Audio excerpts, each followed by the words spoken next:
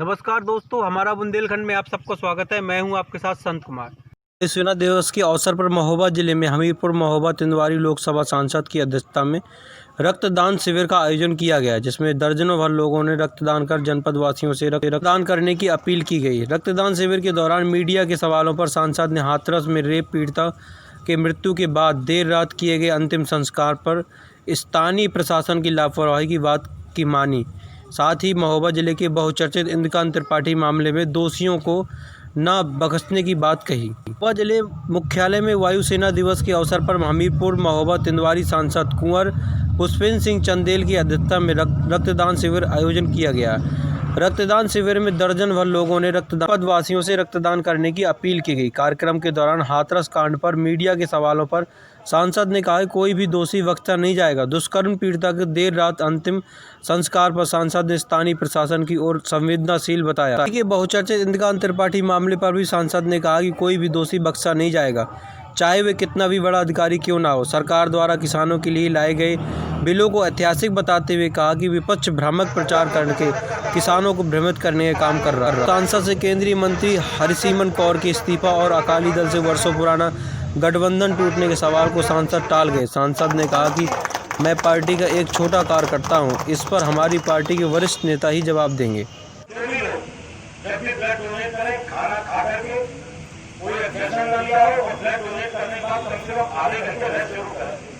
क्योंकि एक बार मैं आपको उदाहरण दे रहा हूँ, मैं लखनऊ गया, वहां पर एक जगह थे, तो उन्होंने हमको दे दिया, हम अपनी सोमो लिए बहुत जल्दी लोगों को घरे पहुंच गए कि ब्लड डोनेशन। एक लोग उसमें ब्लड देने में डर रहे डरते थे कि ब्लड निकले। हमने चलो 4 यूनिट चाहिए, 3 हम लोग तुम भी चलो, तो सब लोग बेचारे चले तो गए, लेकिन फिर वो जो हुआ वो थोड़ा पिछड़ रहे थे।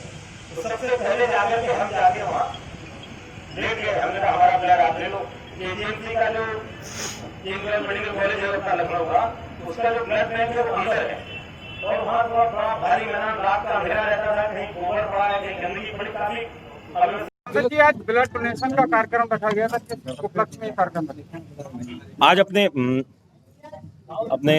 ब्लड डोनेशन के लिए जो निरंतर जो कार्यक्रम चलता रहता है, आज उसी क्रम के तहत, ऐसा नहीं कि हम लोगों के मतलब जन्मदिन के कारण से ऐसा नहीं है। आज वायुसेना दिवस है। इस वायुसेना दिवस के कारण अपने देश के जितने हमारे सैनिक हैं उनके सम्मान के लिए आज ये ब्लड डोनेशन का कैंप रखा गया, और आज उसी में हम लोग सब लोग यहाँ पर उपस्थित हैं। और आपने जो कबरी कांड का जो है सदन में मामला उठाया था, अब आप आगे इस पर क्या करना चाहेंगे? वो जो भी है बिल्कुल दूध का दूध पानी का पानी होगा। कोई भी व्यक्ति गलत फंस नहीं पाएगा, कोई भी जो आदमी जो दोषी है वो बच नहीं पाएगा, इस बात का पूरा भरोसा रखिए। ये भारत सरकार जो श्रीमान नरेंद्र मोदी जी के नेतृत्व में और योगी जी के नेतृत्व में जो प्रदेश की सरकार है, निश्चित रूप से बिल्कुल 100% सही काम करने की पद्धति है। और हम लोगों का जो विचार परिवार के जो मार्गदर्शन में जो काम करते हैं, उसमें बचपन से हम लोगों ने घुट्टी की तरीके ये चीज सीखी है कि जो सही है वो सही है, जो गलत है वो गलत है। कितना भी बड़ा ऊंचा अधिकारी हो, कितना बड़ा नेता हो, कितना बड़ा माफिया हो, जो गलत करेगा वो सजा पाएगा और सलाखों के पीछे जाएगा। आप जिस तरीके से इतना समय बीतने के बाद भी अभी तक किसी की गिरफ्तारी नहीं हो पा रही है, परिवारजन लगातार सुरक्षा की गुहार लगा रहे हैं, लेकिन कोई ठोस कार्रवाई नहीं हो रही। देखिए, निरंतर जो छापेमारी चल रही है, लेकिन मैं इस बात को भी आपका इशारा है, मैं उस बात को समझ रहा हूं, क्योंकि इसमें पुलिस के लोगों के खिलाफ भी FIR है। तो पुलिस जिस प्रकार से शरीफ आदमियों को पकड़ने के लिए छापेमारी करके जो बदतमीजी करती है, उस स्तर की बदतमीजी पुलिस नहीं करेगी, ये मेरा स्पष्ट आरोप है। उनको बचाने का प्रयास नहीं करेंगे, पकड़ेंगे। अगर वो जो बचाने का प्रयास करेगा वो भी फंसेगा। लेकिन ये बात निश्चित रूप से इस बात की है कि पढ़े लिखे अधिकारी जो अपनी प्रतिभा और मेधा के दम पर आते हैं और जिले में अधिकारी बनते हैं, सम्मान पाते हैं, उनके सिपाही उनको सलूट ठोकते हैं, उसके बाद वो पूरी प्रतिभा और मेधा पैसा कमाने के लिए जो लग जाते हैं, उनको कभी ना कभी होगा। महोबा का प्रकरण पूरे हिंदुस्तान के उच्च अधिकारियों के लिए नसीहत बनेगा। मैं आपसे ये बात विश्वास दिला सकता हूँ। गिरफ्तारी नहीं हो पा रही है, क्या कारण है सर? घटना को विपक्ष लगातार नहीं हो पा रही है उनकी। हाथरस और उनकी गिरफ्तारी जो है वो नियम के तहत जो है गिरफ्तारी चलेगी, होगी, बिल्कुल होगी, उसमें बचेगा कोई नहीं। जो दोषी है वो उसमें पकड़ा जाएगा, निश्चित रूप से पकड़ा जाएगा, उसमें कोई। हाथरस और बलरामपुर की घटना को विपक्ष लगातार आड़े हाथ दे रहा है और कह रहा है कि देखिए, मैं इस बात को बोलूं, इस बात को मैं इस बात के आधार पर बोल सकता हूं, आप सभी लोग वरिष्ठ बुद्धिजीवी पत्रकार यहाँ पर उपस्थित हैं। आपको पता है अभी जब लोकसभा चल रही थी, देश के किसानों के लिए सबसे बड़ा उत्सव का दिन आया था। जो ये 3 विधेयक किसानों के हित में पास हुए थे, ये कांग्रेस हो चाहे जितनी भी विपक्षी पार्टी हो, सपा हो, बसपा हो, जितने भी ऐरा गैरा लोग हैं, मैं ऐरा गैरा जानबूझकर जिम्मेवारी के साथ बोल रहा हूं, मेरी जबान स्लिप नहीं कर रही है। ऐरा गैरा का मतलब जिनका कोई विजन नहीं है, कोई उनका एजेंडा नहीं है, उनका एजेंडा केवल अपनी जेब भरना है और पब्लिक को भ्रमित करके सत्ता हासिल करना है और सत्ता से पैसे हासिल करना है। ऐसे लोग लगे हुए हैं किसान हितैषी बिल की आवाज को दबाने के लिए कि पूरे देश का किसान उत्साहित है, उत्सव मना रहा है, उसकी आवाज दब जाए। और एक दुखद घटना हुई हाथरस में, बहुत दुखद घटना हुई, लेकिन उस दुखद घटना को लेकर के एक बार इस प्रकार की बात को लेकर जो दबाने का काम किया, इस बात के लिए मैं विशेष रूप से विपक्षी पार्टियों को जिम्मेवार मानता हूं। और उसमें हमारे समक्ष जितने भी आप मीडिया के प्रतिष्ठित चैनलों के लोग यहाँ उपस्थित हैं, उसमें से भी कुछ लोग, सबकी बात नहीं कर रहा हूँ, कुछ लोग मीडिया के लोग भी जिम्मेवार हैं जो गलत प्रकार की सूचना को दिखाने का काम कर रहे हैं। और जो किसानों के पास योजना पहुंचनी चाहिए, अगर ये हाथरस की घटना इसलिए कि इसको उठाया जा रहा है कि अगर ये घटना चर्चा में टीवी में चलती रहेगी तो जो किसानों की योजना है कुछ दिनों बाद वो चली जाएगी। समाज में जो भी सूचना पहुंचती है मीडिया के माध्यम से पहुंचती है।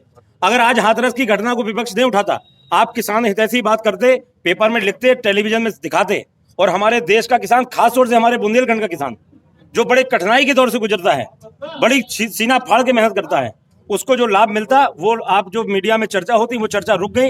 ये बहुत दुखद है।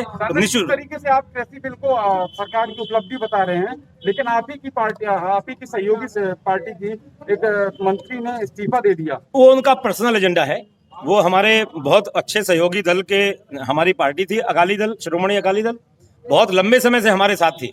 हम लोग उनका आज भी सम्मान करते हैं, आगे भी करेंगे। वो पंजाब की कुछ समस्याएं दूसरी हैं, पूरा देश एक तरीके से नहीं माना जा सकता। जिस तरीके से उन्होंने आरोप लगाया कृषि बिल में मैं अपनी सरकार को समझा नहीं पाई हूँ, इसलिए मैं इस्तीफा दे रही हूँ, यहाँ तक कि 20 साल पुराना उन्होंने गठबंधन भी तोड़ दिया है। नहीं, उन्होंने का गठबंधन उनका टूट गया। मैं देखिए पार्टी का बहुत छोटा सा कार्यकर्ता हूँ, मैं अधिकृत नहीं हूँ पार्टी के गठबंधन की बात को लेकर के हम बोलने का, लेकिन क्योंकि सांसद की जिम्मेवारी होने के नाते आपने मुझसे पूछा है तो मुझे उसमें बोलना पड़ेगा। मैं उसमें केवल इतना बोल सकता हूँ कि हमारा बहुत अच्छा सहयोगी दल था और वो किसानों की पार्टी है, लेकिन पंजाब में कांग्रेस पार्टी की सरकार है, उन्होंने किसानों को भ्रमित किया और उस भ्रमित करने के दबाव में आकर के हमारे अकाली दल के साथियों को हमारा साथ छोड़ने के लिए वो मजबूर हुए। लेकिन मैं आपको एक चीज बताना चाहता हूं, पंजाब में कृषि के उत्पादन पर 8.5% टैक्स की वसूली होती है। उनका जो रेवेन्यू का जो कलेक्शन है वो इतना बड़ा पार्ट है, वो किसी भी कीमत में पंजाब की सरकार छोड़ना नहीं चाहती। हरियाणा में भी है, दोनों संपन्न प्रदेश हैं, दोनों के किसानों की स्थिति अच्छी है। लेकिन आज हमारे महोबा का किसान आज अगर चाहे तो वो यहाँ से बॉम्बे और दिल्ली भी फसल ला कर बेच सकता है। अगर उसे लगे हमारी एक चीज यहाँ पर 1000 रुपए की बिक रही है और 200 रुपए बोरा हमारा खर्चा आ रहा है तो 1200 रुपए पड़ा। अगर 1200 रुपए में हमारे सामान दिल्ली पहुंच रहा है, अगर वहाँ 1800 का बिक रहा है तो किसान आज बेचने के लिए अधिकृत है। और उसमें बीज की जो अनेकों प्रकार की जो कड़ियाँ थी वो धीरे धीरे होगी, MSP में खरीद भी होगी। और आपको मैं बताना चाहता हूँ, जैसे अपना महोबा नगर है, गल्ला मंडी है अपने यहाँ, गल्ला मंडी में जितने भी व्यापारी जितनी खरीद करते थे वो आज पूरी करेंगे। जो किसान जिनकी क्षमता कम होती थी, जिनकी ज्यादा होती थी, वो अपनी सामर्थ्य के अनुसार पूरा भंडारण करेंगे। सरकार जितना खरीदती थी वो भी खरीदेगी। अभी भी जो पंजाब से हरियाणा से लोग आकर के यहाँ से फसल। सांसद जी आखिरी सवाल, हाथरस में जिस तरीके से देर रात अंतिम संस्कार किया गया, हिंदू रीति के बाद में इस तरीके का कोई नहीं है, लेकिन ऐसे में लगातार अधिकारियों को बचाया जा रहा है। वो वहाँ के लोकल एडमिनिस्ट्रेशन की संवेदनहीनता का प्रकरण हुआ है, मैं इसको मानता हूँ।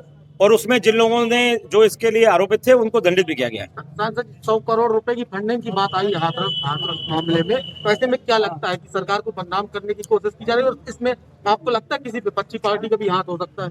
नहीं, इसमें 100% विपक्षी पार्टियों का हाथ है। किस पार्टी का हाथ? उसमें कांग्रेस का भी हाथ है। उसमें जितने विपक्षी दल हैं उनके पास कोई एजेंडा नहीं है, उनके पास कोई एजेंडा नहीं है। हमेशा छोटी छोटी बातों पर जो लोग राजनीति करते थे, आज मोदी जी के नेतृत्व में देश के एक एक व्यक्ति के पास सुविधाएं पहुंच रही हैं, ईमानदारी से काम हो रहा है। आपको पता है कोरोना जैसी इस वैश्विक महामारी के दौर के संकट के काल में 20 लाख करोड़ रुपए का पैकेज दिया गया, सीधे बिना किसी बिचौलिया के सबके खाते में आया। ये बात विपक्ष को हजम नहीं हो रही है और इस बात को लेकर के वो अब कोई ना कोई षड्यंत्र रचाए। दोस्तों, अगर ये वीडियो आपको पसंद आया हो तो लाइक करें, शेयर करें और कोई सुझाव हो तो कमेंट करें। हमारे चैनल को सब्सक्राइब करना बिल्कुल ना भूलें।